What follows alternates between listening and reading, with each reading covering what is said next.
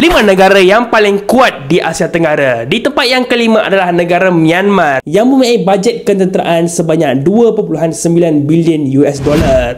Aset ketenteraan negara ini adalah seperti di atas, dan negara ini mempunyai jumlah tentera sebanyak 225,000 personel.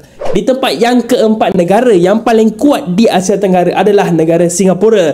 Negara ini mempunyai bajet ketenteraan yang paling tinggi di negara-negara Asia Tenggara dengan sejumlah 15 bilion US dollar. Banyak tu. Dan negara ini mempunyai aset ketenteraan seperti yang ditunjukkan. Negara ini mempunyai jumlah tentera sekitar 315,000 personel.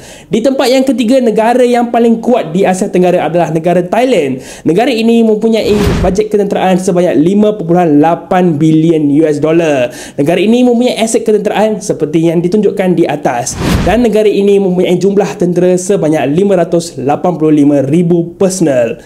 Di tempat yang kedua, negara yang paling kuat di Asia Tenggara ini adalah negara Vietnam. Negara ini mempunyai bajet ketenteraan sebanyak 8.5 bilion US dollar. Ini adalah aset ketenteraan negara Vietnam, dan negara ini mempunyai tentera sebanyak 5.8 juta orang.